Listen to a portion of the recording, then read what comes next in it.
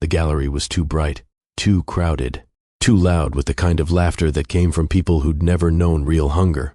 Julian Crane stood motionless in the center of it all, his champagne untouched, his gaze fixed on a single photograph mounted on the far wall, a woman's silhouette against a burning horizon. Her arms raised, her body caught mid-movement, suspended between earth and sky. The image was raw, unpolished, electric with something he couldn't name but felt in his bones. And then she walked past him. Have you ever felt so numb that you forgot what it's like to actually feel something, to want something so badly it hurts? Julian Crane had everything, billions, power, influence, but he was dead inside until she appeared. And when she said no to him, everything changed. What happened next triggered an obsession that would either destroy him or finally bring him back to life. If you've ever felt broken and wondered if you could be whole again, you need to hear this story. Hit that like button and let's dive in. Not the woman in the photo, though he knew instantly it was her. She moved through the crowd like water, unhurried, unbothered by the eyes that followed her. Dark hair pulled back, paint-stained jeans, a simple white shirt. She didn't belong here among the designer dresses and borrowed confidence, and that made her the only real thing in the room. Julian's chest tightened. For the first time in 4 years, he felt his heart actually beat. 4 years ago, Julian Crane had died. Not literally. His body had survived the car crash that killed his younger sister. His lungs still drew breath. His mind still calculated, strategized, dominated. But the part of him that felt, that laughed, that hoped, that connected, had been buried alongside her. He'd built an empire in the wreckage, bought companies, crushed rivals, became the kind of man whose name made boardrooms go silent. Investors feared his displeasure more than market crashes.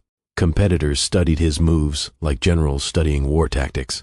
He owned hotels in Paris, tech startups in Silicon Valley, real estate across 3 continents, but he felt nothing.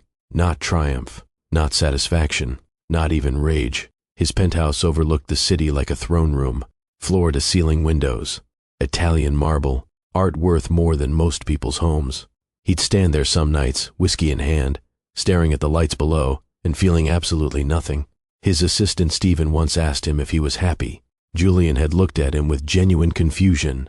Happy wasn't a category that existed in his world anymore. There was profitable and unprofitable, efficient and inefficient, winning and losing, feeling. That was for other people. His therapist, the one he'd seen exactly twice before firing her, had used words like disassociation and complicated grief and emotional numbing. Julian had listened politely and then never returned. He didn't need therapy. He needed his sister back. And since that was impossible, he needed nothing until tonight, until her. He moved through the crowd without thinking, his body operating on instinct rather than logic. Someone tried to stop him, an investor maybe, or a business partner. Julian walked past them like they were ghosts. She stood near the gallery's entrance, speaking quietly with the curator. Her voice was soft but clear, confident in a way that had nothing to do with volume. "I'm glad you came," the curator was saying. "Your work is haunting. Thank you." She smiled, but it didn't reach her eyes. "I should go. Early morning tomorrow." Julian stepped forward before she could move. "How much?" The curator blinked. The woman turned, her gaze landing on Julian for the first time. Her eyes were dark, intelligent, unimpressed. "Excuse me, the photograph." Julian gestured toward the wall without looking away from her. "The one with the woman at sunset." "How much?" The curator stammered. "That piece isn't. It's not for sale. Miss Reyes only agreed to display. Everything's for sale." Julian's voice was flat. "Final. Name your price." The woman Reyes tilted her head slightly, studying him the way someone might study an insect under glass. "No." The word hit him like a slap. "No, no." She turned back to the curator. "Thank you again for the opportunity. I'll be in touch." Julian's hand shot out, catching her wrist, gently but firmly. She froze. "Wait." She looked down at his hand, then up at his face. Her expression didn't change, but something flickered in her eyes. Irritation maybe, or warning, Let go. He did. Immediately. But his voice was raw when he spoke again. I'll pay whatever you want. Name it. I already did. No. She walked out. Julian stood there, surrounded by whispers and curious stares, his pulse hammering in his ears. His skin felt too tight. His breath came shorter than it should. Something was crawling under his ribs. Something he hadn't felt in so long he'd forgotten the shape of it. Want. For the first time in 4 years, he wanted something that wasn't about business or strategy or winning. He wanted her. Wanted to know why she'd said no. Wanted to understand the story behind that photograph. Wanted to hear her voice again. Wanted, and she'd just walked away from him. Her name was Mira Reyes. Julian learned that from the gallery program. Learned she was a photographer and dancer. That she taught classes in a converted warehouse downtown. That she'd lost her entire family in a fire 3 years ago, and had spent the time since documenting grief through movement and light. He learned all of this in less than an hour. Stephen handed him the file at midnight. Julian sat in his home office, still in his suit from the gallery. The folder was thin. Mira Reyes didn't have much of a digital footprint. No social media presence worth mentioning. A simple website with her class schedule and a portfolio of her work. Bank statements that showed she lived modestly, paid her bills on time, donated to a children's arts program every month, despite barely breaking even herself. She was 28, born in New Mexico, studied dance and photography at a state school, lost her parents and younger brother in an apartment fire when she was 25, moved to the city 6 months later, started teaching, started creating. Her photographs were all variations on the same theme: bodies in motion, grief made visible, pain transformed into something beautiful. Julian stared at one image for 20 minutes straight.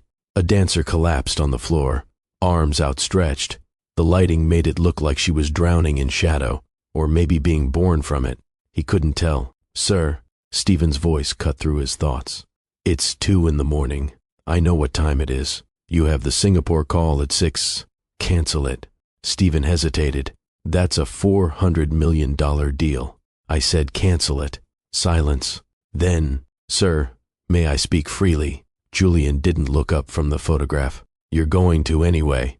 This woman, Stephen chose his words carefully. She's not in your world. She doesn't want your money. Pursuing her is what? Unwise. Julian finally looked at him. Stephen had worked for him for 7 years, had seen him ruthless, cold, calculating, but he'd never seen him desperate. Find out where she teaches. I want the address, the schedule, everything. Stephen's jaw tightened. Yes, sir. And Stephen, sir, no one touches that building. If there are any pending sales, any development plans, any threats to that space, I want to know immediately. Understood. Stephen left. Julian returned to the photograph. His chest ached, a physical pain he couldn't explain. He pressed his palm against his sternum and felt his heart beating, really beating, not the mechanical thump that kept him alive, but the kind of beating that meant something, the kind that hurt. He didn't sleep that night, didn't even try, just sat there, staring at images of a woman who'd told him no, and for the first time since his sister died, Julian Crane felt alive. But Julian Crane didn't get where he was by accepting defeat. The warehouse smelled like sweat and wood polish. Music pulsed through cheap speakers, something jazzy and melancholic.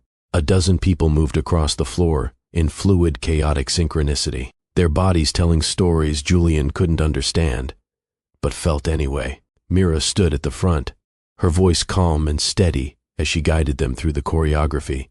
Don't think, just feel. Let your body remember what your mind's forgotten. She wore black leggings and a loose tank top, her hair tied back, no makeup. Completely unself-conscious in her skin, she moved like breathing. Like her body and the music were the same thing. Julian watched from the doorway, his suit out of place among the athletic wear and bare feet. He'd told himself he was just observing, gathering information, understanding his interest before acting on it. He was lying to himself. When the class ended, she dismissed her students with quiet thanks, began rolling up mats. She didn't look at him, but she spoke. You going to stand there all day, or are you going to tell me why you're here? Julian stepped inside. I wanted to apologize for last night, I shouldn't have grabbed you. She straightened, meeting his gaze. No. You shouldn't have. Silence stretched between them, thick and electric. I want to commission you, Julian said finally. Mira laughed. It wasn't a kind sound. For what? A portrait. Of me. I don't do portraits. I'll pay. I don't care what you'll pay. She moved closer, her eyes sharp. You think money solves everything, don't you? That if you throw enough of it around, people will just do what you want. It usually works. Well, it won't work with me. Julian's jaw tightened. Why not? Because I don't need your money. Her voice softened, but not in kindness. And I sure as hell don't need you. She walked past him, toward the door, and Julian did something he'd never done before. He begged. Please. The word came out, broken, desperate. Mira stopped. Please. He said again. Quieter. I haven't felt anything in 4 years. Not since my sister died. I've been walking through my life like a ghost. And then I saw your work and then I saw you. And I felt something. I don't even know what it was, but it was real. And I need. He stopped, swallowed hard. I need to feel real again. Mira turned slowly, her expression unreadable. That's not my job, she said quietly. To fix you. I know. I'm not your cure.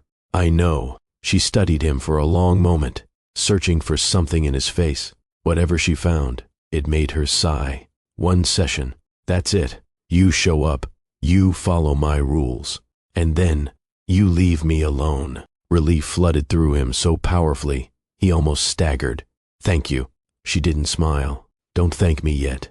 Can you imagine being so desperate to feel alive that you'd expose your deepest pain to a stranger?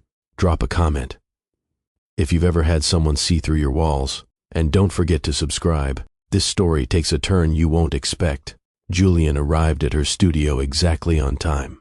3 days later, he'd spent those 72 hours in a state of anticipation he hadn't experienced since childhood Christmas mornings.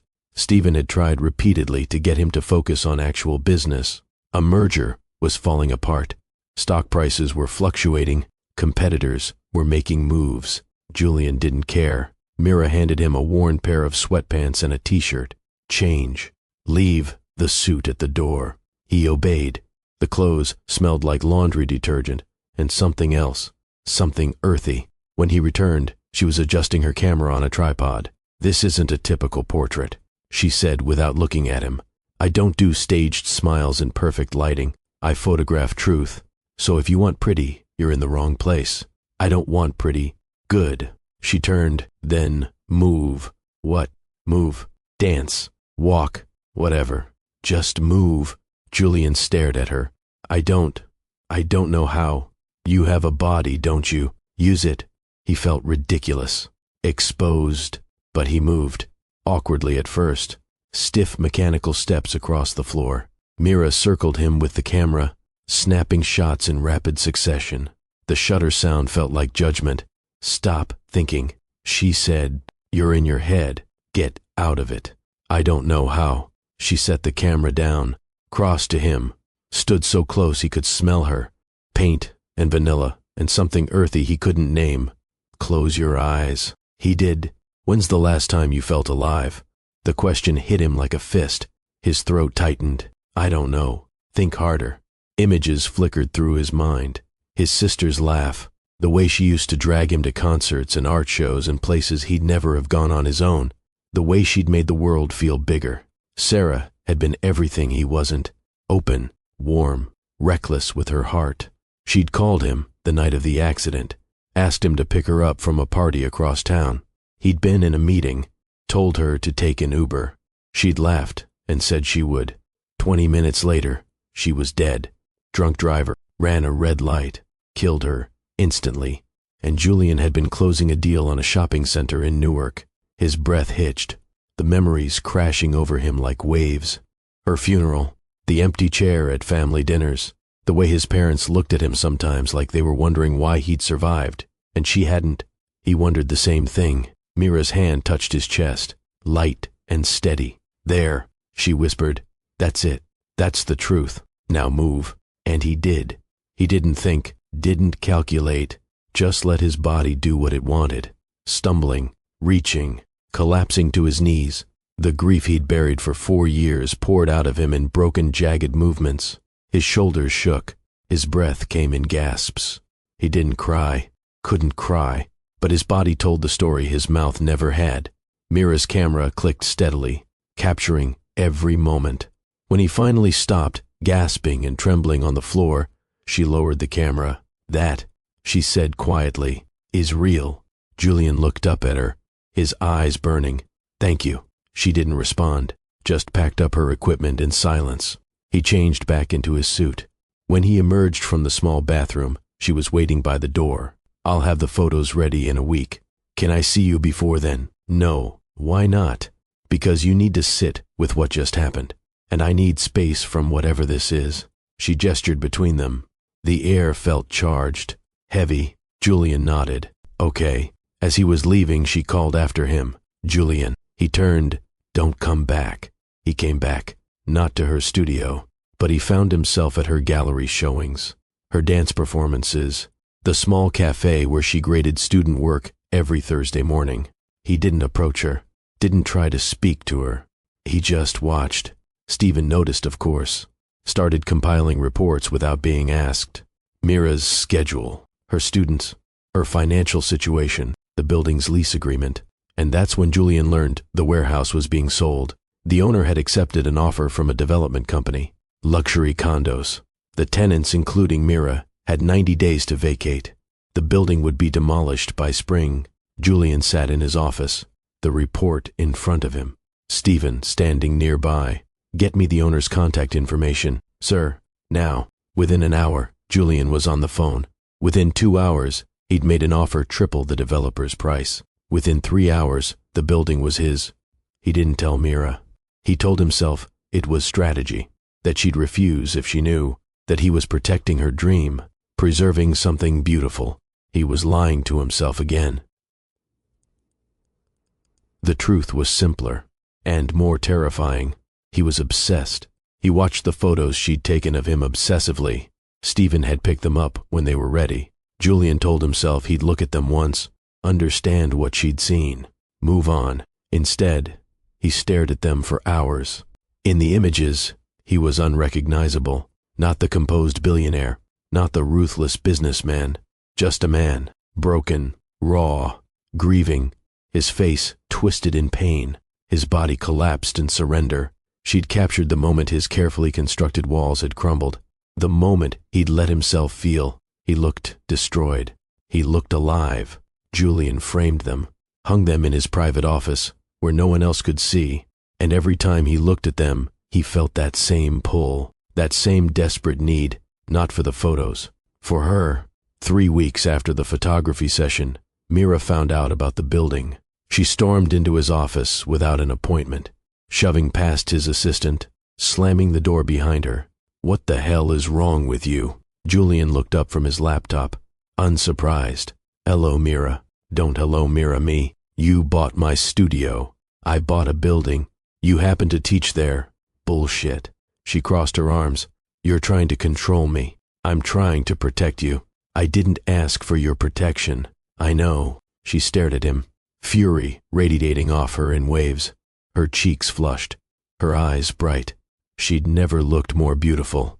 You can't just swoop in and fix my life because you're bored or broken or whatever the hell this is. I'm not trying to fix your life." Julian stood, rounding the desk slowly. "I'm trying to make sure you have one. That warehouse was going to be torn down. You would have lost everything. So you decided to play hero. I decided to do the one thing I'm actually good at. Solving problems with money. I'm not a problem. I know." His voice softened. "You're the only person who's made me feel like I'm not one either." The fight drained out of her. Just a little. Her arms dropped to her sides. "Julian, I don't expect anything from you." He continued. "No gratitude, no relationship, nothing. The building's yours, free and clear. Do whatever you want with it." He pulled an envelope from his desk drawer, held it out. "The deed. Your name's already on it." Mira stared at the envelope like it might bite her. "Why?" she whispered. "Because you deserve it, and because—" He hesitated. Because you're the only thing that's made me want to be alive again. Not because you fixed me. Because you reminded me what it feels like to want something more than success. She took the envelope with trembling hands. This doesn't mean I'm yours. I know. This doesn't mean I owe you anything. I know. She looked up at him, her eyes bright with unshed tears. Then what does it mean? It means, I see you, and I want you to have everything you've worked for, no strings attached. For a long moment, she just stared at him, searching his face for lies, for manipulation, for the catch that had to be there. She didn't find one, and then she kissed him. It wasn't gentle. It was fierce, desperate, full of 4 years of grief and loneliness crashing together. Julian's hands found her waist, pulling her closer. She tasted like coffee and something sweet. Her fingers tangled in his hair. The kiss deepened, became something neither of them could control. He lifted her onto his desk, papers scattering. She wrapped her legs around him. They broke apart, both breathing hard, foreheads pressed together. One chance, she whispered. That's all you get. I'll take it. She slid off the desk, straightened her shirt, picked up the envelope. I mean it, Julian. One chance. You try to control me. You try to buy me. You cross a line. I'm gone. I understand. Do you? Because men like you, men with money and power, you're used to getting what you want. I'm not something you can acquire. I know. Then prove it. She walked to the door, stopped with her hand on the handle. Take me to dinner. Somewhere normal. Not some 5-star place where you're trying to impress me. Somewhere real. Okay. Tomorrow night. 7. I'll pick you up. She left. Julian stood in his office, his heart pounding, his lips still tingling. For the first time in 4 years, he felt something besides emptiness. He felt hope. They agreed to take it slow. A simple dinner. No grand gestures. No power plays. Just 2 people trying to figure out if there was something real between them. Julian picked her up in a sleek black car, but he opened the door himself. No driver.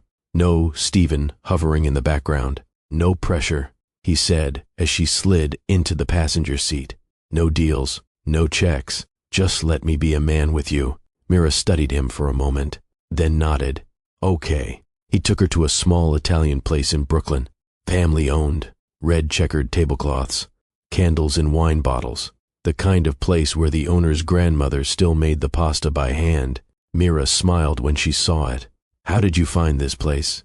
I asked my driver where he takes his wife for their anniversary. That's surprisingly thoughtful. Don't sound so shocked.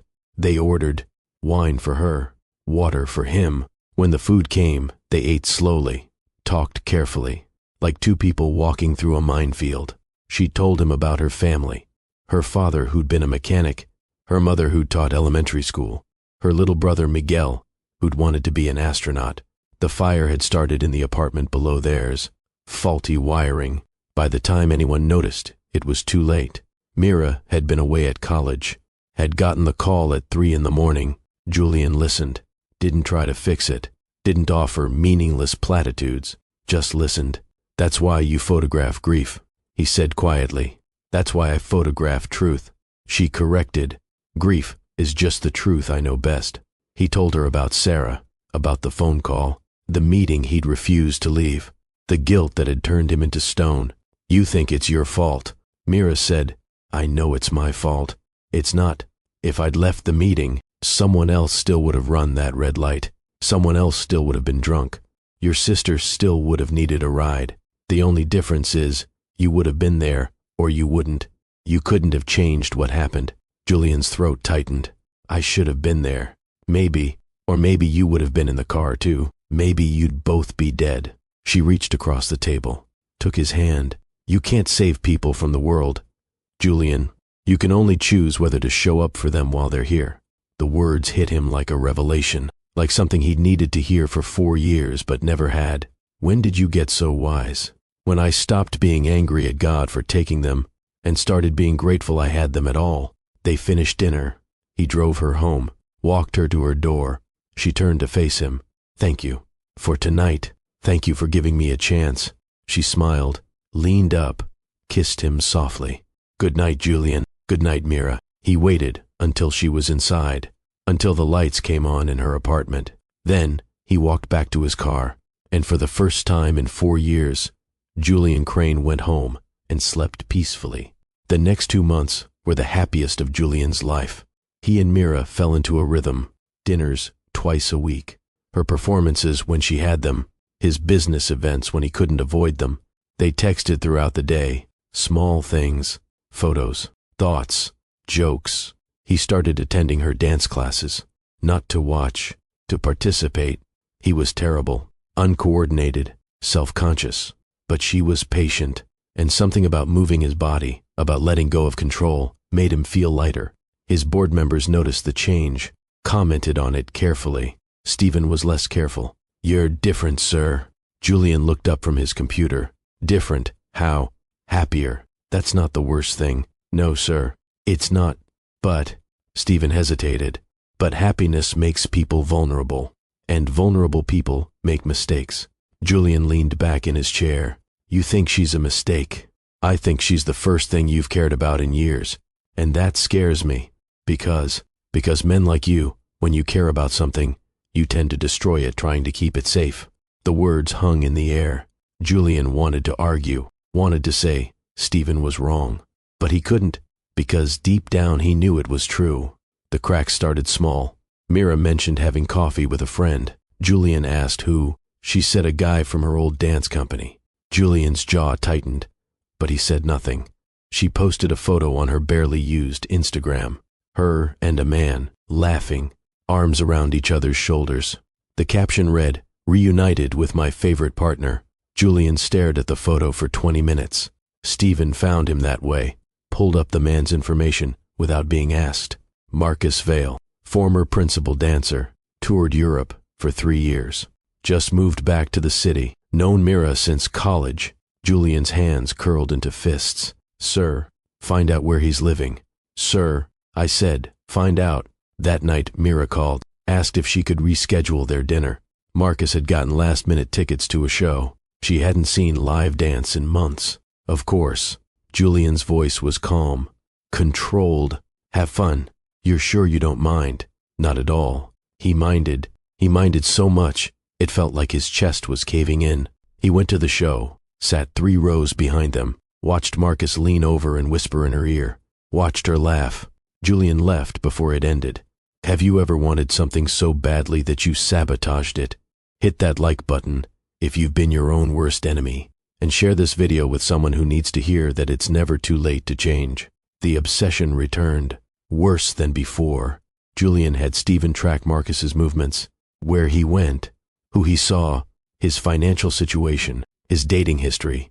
The man was clean, no scandals, no debts, just a talented dancer who'd come home and reconnected with an old friend. That made it worse somehow. Mira noticed Julian's mood shifting, asked him about it over dinner. "You've been quiet lately. Just work stress. You can talk to me about it." "I know," but he didn't. Couldn't explain the black hole forming in his chest every time she mentioned Marcus's name. Couldn't admit that he was having her followed, that he knew she'd had lunch with Marcus 3 times in 2 weeks, that he'd seen the way Marcus looked at her, like she was something precious, like Julian wasn't enough. It came to a head at a charity gala. Julian's company was hosting. Mira wore a black dress that made her look like starlight. They'd arrived together, his hand on her back, playing the perfect couple, and then Marcus showed up. Julian saw him across the room, saw the moment Marcus spotted Mira, saw him start making his way over. "Mira," Marcus's smile was warm, genuine. "I didn't know you'd be here." "Marcus, hey," she hugged him.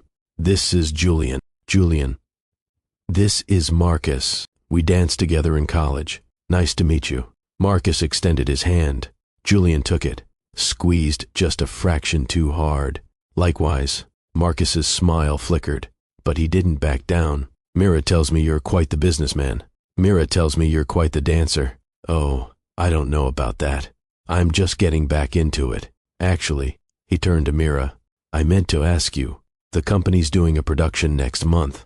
They need someone to teach a contemporary workshop. I thought of you immediately." Mira's face lit up. "Really, really, you'd be perfect for it." Julian felt something crack inside him. "That's a lovely offer. he said quietly, but Mira's pretty busy with her own studio. Mira turned to him, confusion in her eyes. I can make time. You're already teaching 6 classes a week. I know my schedule, Julian. I'm just saying, you don't want to overextend yourself. Marcus's smile had vanished. I didn't mean to cause any trouble. You're not. Mira's voice had an edge now. I'd love to do the workshop, Marcus. Send me the details. Great. I'll email you. Marcus excused himself. Mira turned to Julian. What was that? What was what? You know what?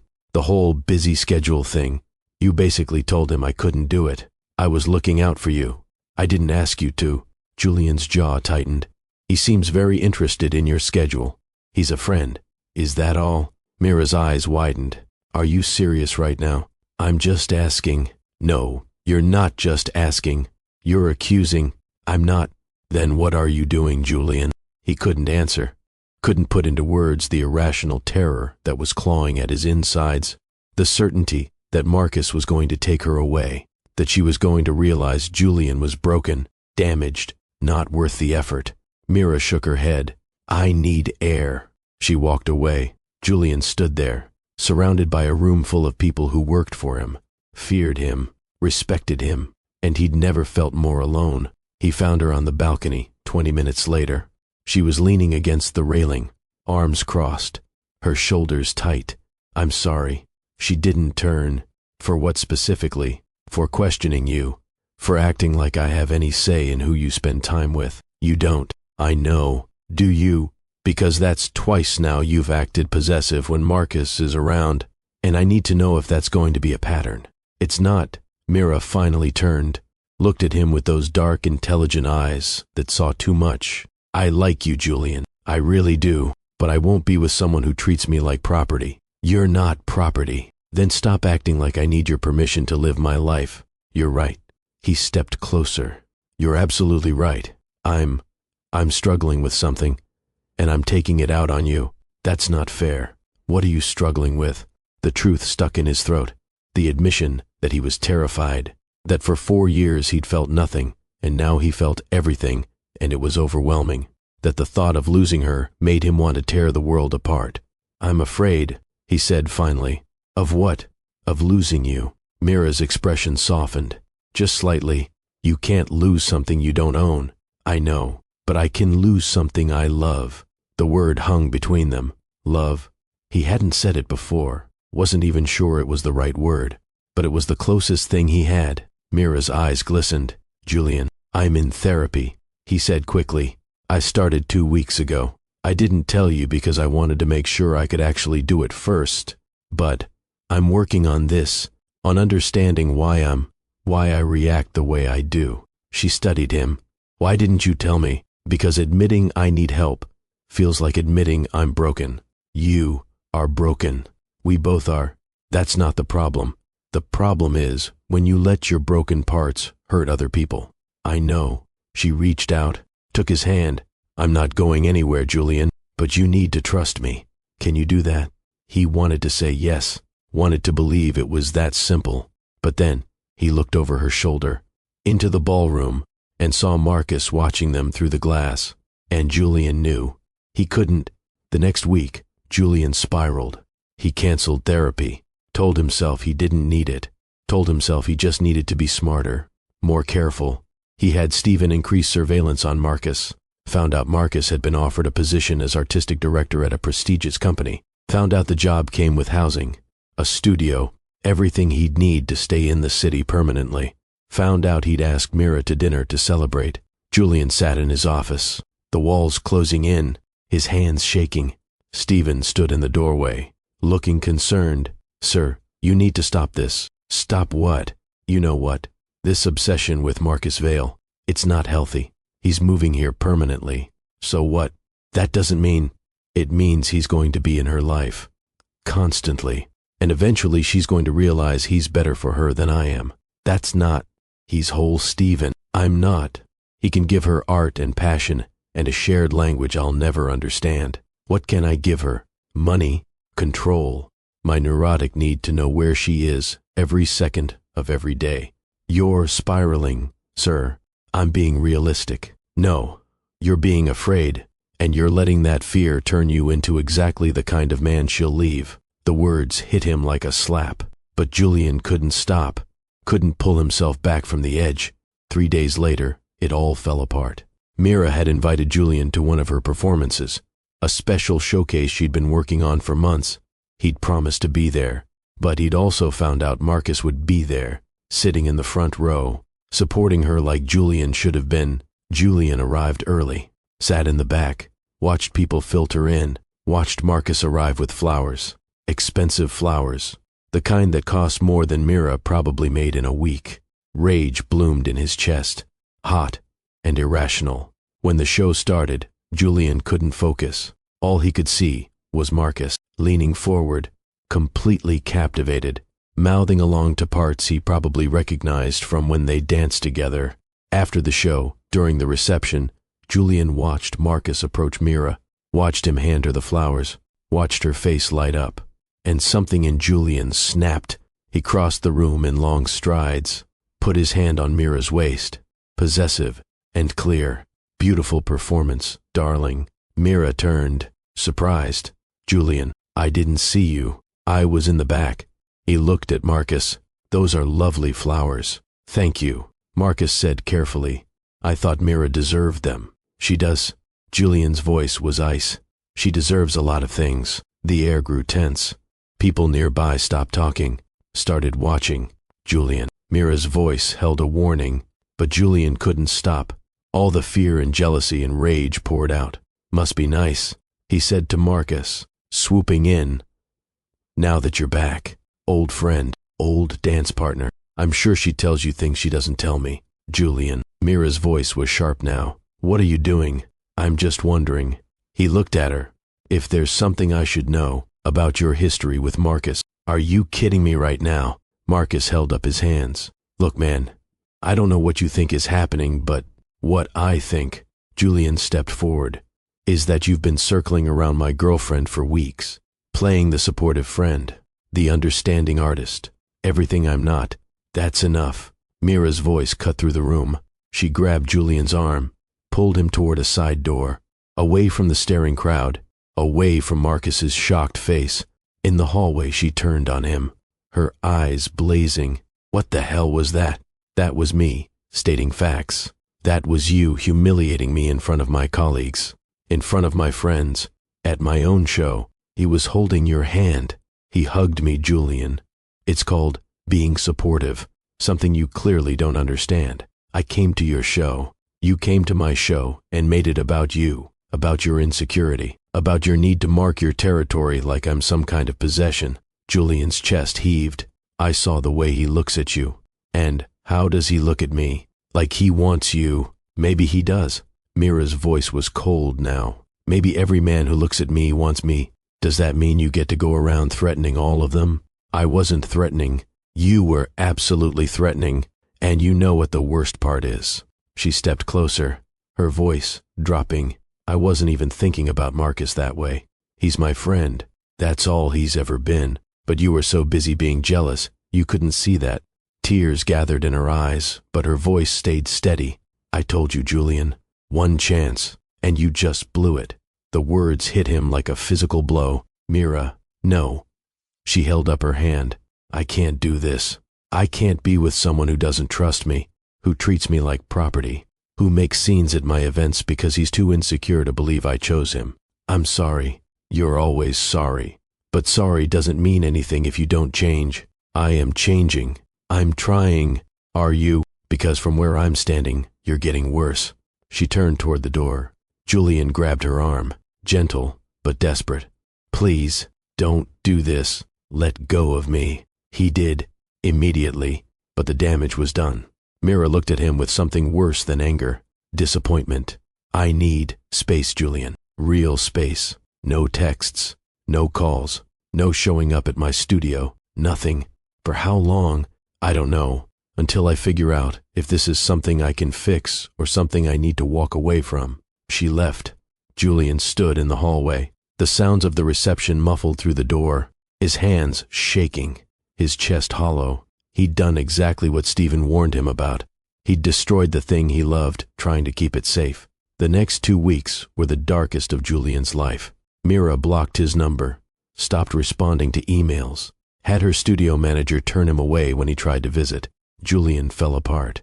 He stopped going to the office, let calls go to voicemail, sat in his penthouse surrounded by the photos she'd taken, the ones where he looked broken and alive. Now he just looked broken. Stephen tried interventions, told him to pull himself together, reminded him of pending deals and quarterly reports and board meetings. Julian didn't care. He'd spent 4 years building an empire because he had nothing else to live for, and now that he'd found something, he'd destroyed it with his own hands. On day 10, Stephen sat down across from him uninvited. "Sir, this has to stop."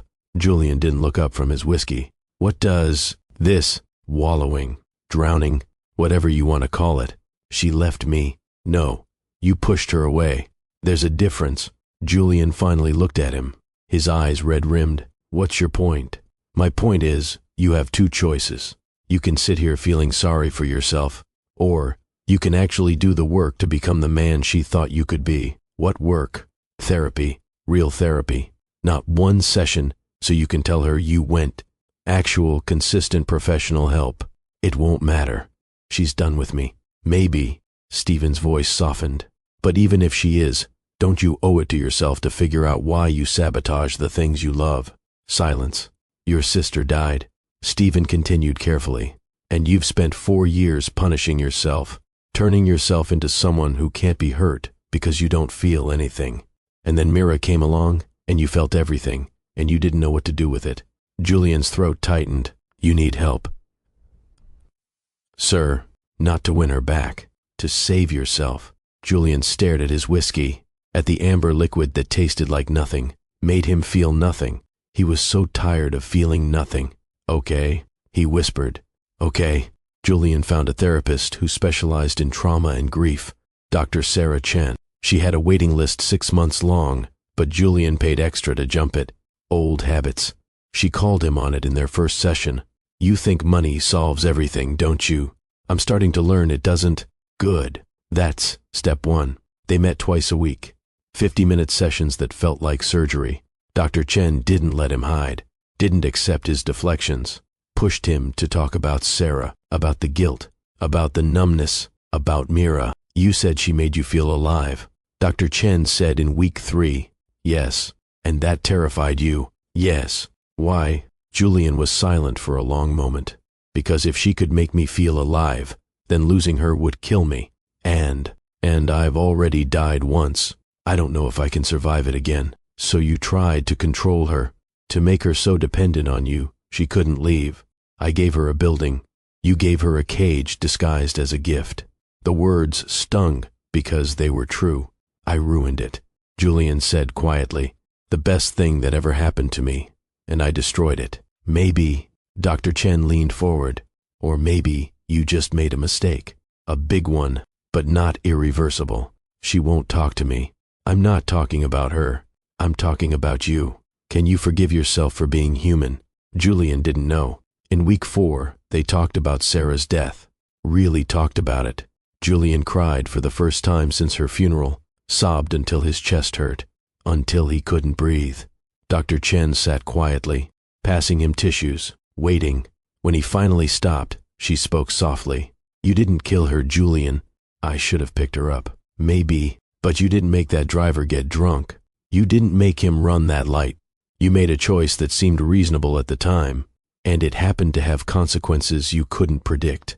I should have known." "How? Are you psychic?" "No." "Then how could you have known?" He had no answer. "You're not God."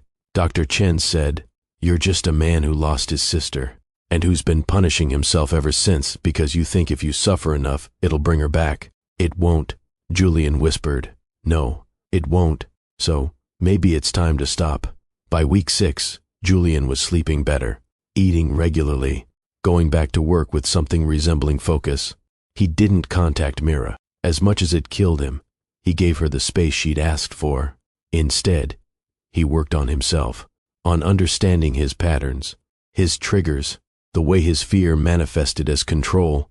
He joined a grief support group, sat in a circle with strangers and talked about loss, listened to their stories, realized he wasn't alone. He started journaling, writing letters to Sarah he'd never send, telling her about Mira, about how he'd found something beautiful and broken it, about how he was trying to be better.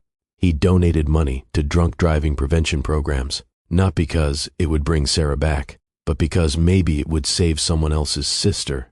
He became, slowly and painfully, a different man. Not perfect, not fixed, but trying. On week 8, Dr. Chen asked him a question. If Mira never speaks to you again, will you be okay? Julian thought about it, really thought about it. I don't know. He said honestly, it'll hurt. A lot. But I think I'll survive. I think I have to survive. For me, not for her. That's good. That's really good, Julian. He nodded, feeling something like peace for the first time in months. I love her, he said quietly. I really love her. But I can't make her love me back. I can't control whether she forgives me. All I can control is who I am, and I want to be someone worthy of her, even if she never knows it. Dr. Chen smiled. Now you're getting it.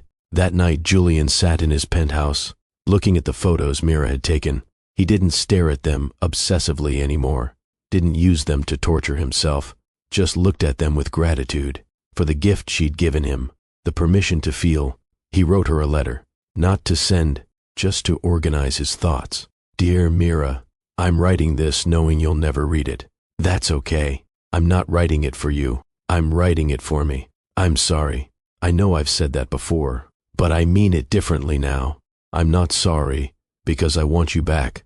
I'm sorry because I hurt you, because I treated you like a possession when you deserve to be treated like a partner. You were right about everything, about my need for control, about my inability to trust, about the way I sabotage things I love.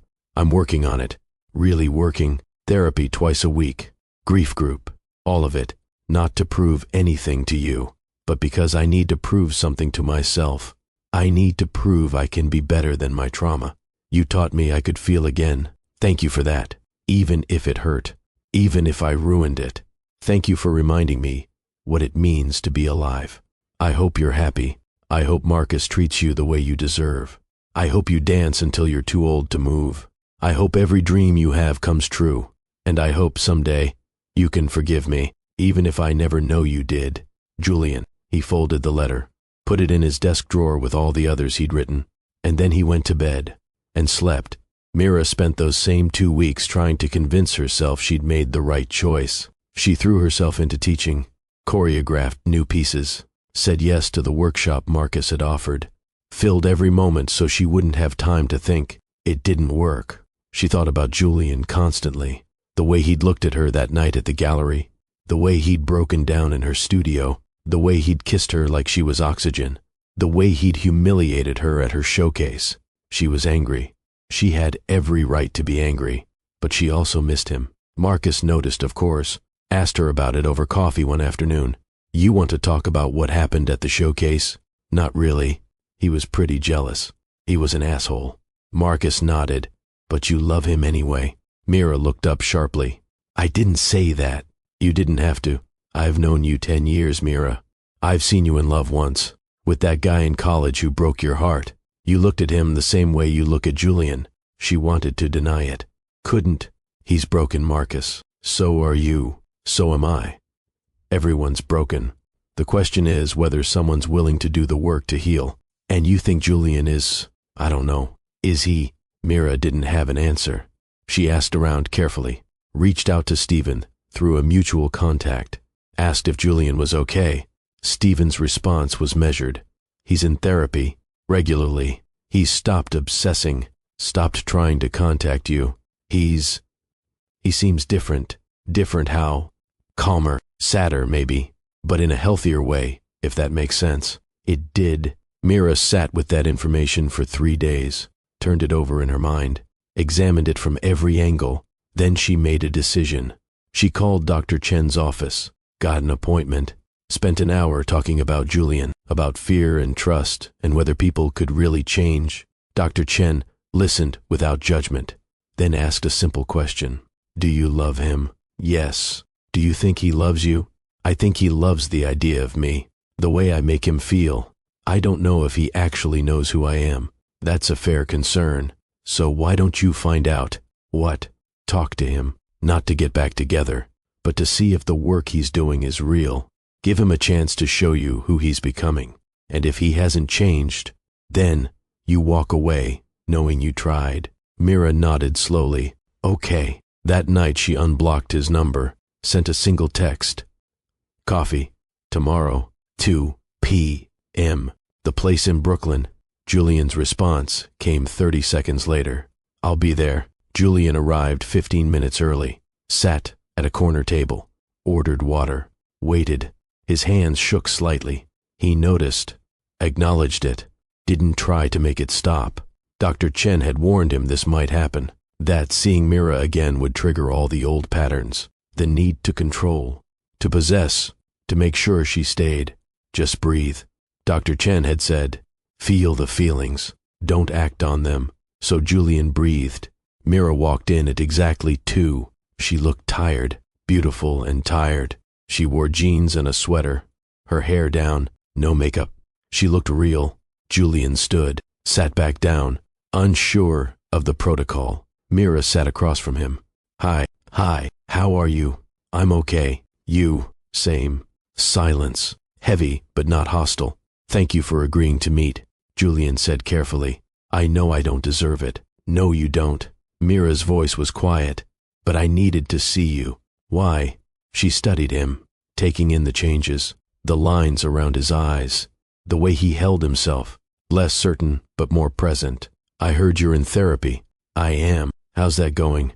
It's hard, really hard, but necessary. Mira nodded. I'm glad. More silence. I'm sorry, Julian said, for the showcase, for everything before that, for treating you like something I could control instead of someone I should trust. I know, you deserve better than what I gave you. I do, but, she hesitated. I also understand why you reacted the way you did. Doesn't make it okay, but I understand. Julian's throat tightened. I was terrified of losing you. So, I tried to hold on so tight, I drove you away. Classic self-fulfilling prophecy. Very classic.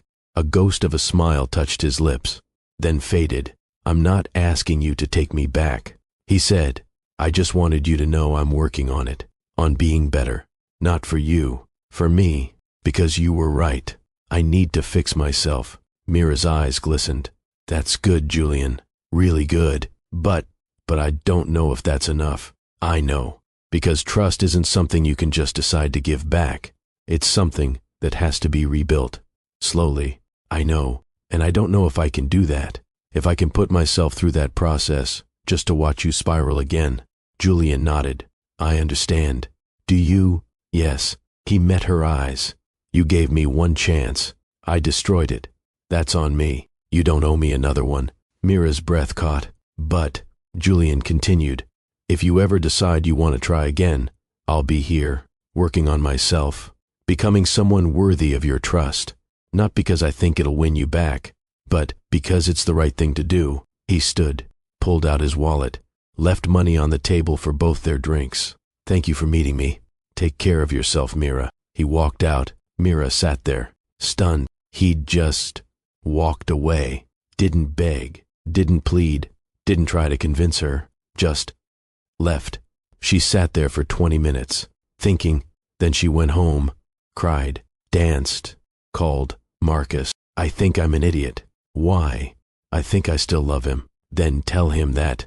What if he hurts me again? What if he doesn't? She didn't call Julian that night, or the next day, but she started showing up places she knew he might be. The coffee shop near his office, the park where he'd started running in the mornings, a gallery opening his company was sponsoring. She didn't approach him, just watched, saw him working, living, breathing without obsession, saw him smile at someone's joke, polite but not performative, saw him donate to a grief charity, quietly, without fanfare, saw him become someone different, someone better. 2 weeks after their coffee meeting, she texted him, still in therapy. Yes, twice a week, still working on yourself. Every day, she typed and deleted 5 different responses, settled on, good. Then, after a pause, I might be ready to try again. Slowly. Julian's response took 3 full minutes. I'd like that, at whatever pace you're comfortable with. No grand gestures. No grand gestures. No jealousy spirals. I'm working on it. Can't promise I won't feel jealous sometimes, but I can promise I'll talk about it instead of acting on it. That's fair. Dinner. Tomorrow. That Italian place. Okay. Mira smiled. Cried. Called Marcus. I'm doing it. I know. Think I'm crazy. Absolutely. But love usually is. They started over. Slowly. Carefully. First date. Like strangers. Getting to know each other again. What they liked. What scared them. Who they were becoming. Second date. Third. Fourth. No sex. Just talking. Building foundation. Julian told her about therapy. About the grief group. About the letters to Sarah. Mira told him about her fears. About her father's temper. About why control made her shut down. They learned each other's triggers. Boundaries. Safe words for when things got too intense. On their 10th date, Julian reached across the table. Took her hand. I'm falling in love with you. Again. Different than before. Different. How? Before I loved what you made me feel. Now I love who you are. Mira's eyes filled. I'm falling in love with you too. They kissed. Soft. Sweet. Full of promise. That night, Mira stayed over. They made love slowly. Reverently. Without desperation. Afterward, Julian held her. His face buried in her hair. Thank you. For what? For giving me another chance. You earned it. He had. 6 months later, Julian proposed. Not at a fancy restaurant. Not with a grand gesture. At her studio. After class. In front of her students. He got down on one knee. Pulled out a simple ring. Mira Reyes, you saved my life. Not by fixing me, but by showing me I was worth fixing. You made me want to be better. Not for you. For myself. And along the way I fell so deeply in love with you. I can't imagine my life without you in it. Will you marry me? Mira cried. Nodded. Yes. Yes, of course, yes. He slid the ring on. Stood. Kissed her, while her students applauded. That night, they lay in bed. Her head on his chest. His fingers tracing patterns on her shoulder. I can't believe you said yes. I can't believe you asked in front of my students. I wanted them to know that I'm serious, that I'm all in. You better be, because I'm not going through this again. You won't have to, I promise. And he meant it. The wedding was small, intimate. Both their families, close friends. Marcus was there. Julian shook his hand without jealousy, thanked him for being a good friend to Mira. Marcus smiled. Take care of her. I will. I know. Julian's vows made people cry. Talked about death and rebirth, about learning to trust, about choosing love every day, even when it's hard. Mira's vows were simpler. You saw me. You chose me. I choose you back. Every day. For the rest of our lives. They danced. Slowly. To a song Sarah had loved. Julian cried. Felt Mira's arms around him. Felt the weight of grief and the lightness of joy existing together. Felt whole. 1 year later, Mira opened a second studio, funded entirely by her own savings and a grant she'd won. Julian attended the opening, proud, supportive, in the background where he belonged. That night they lay in bed in the house that was truly theirs now, decorated with both their things, photos on the walls, her dance shoes by the door, his books on the shelves, life, real life. You know what I realized today, Mira said. What? You didn't try to buy the building? Julian smiled. I learned my lesson. Good. She kissed his shoulder. I'm proud of you. I'm proud of us. Yeah, me too. Silence. Comfortable. Safe. I love you, Mira. I love you too, Julian. Outside the city hummed. Inside they held each other. Two broken people who'd done the work to heal.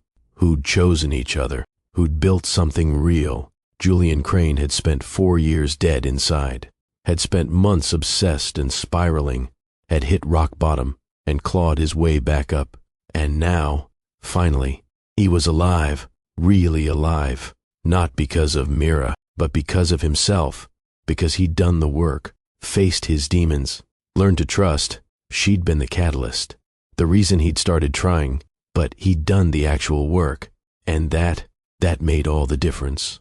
If this story moved you, hit that like button and subscribe for more stories about real love, real struggle, and real transformation. Drop a comment telling me, what's the difference between love and obsession?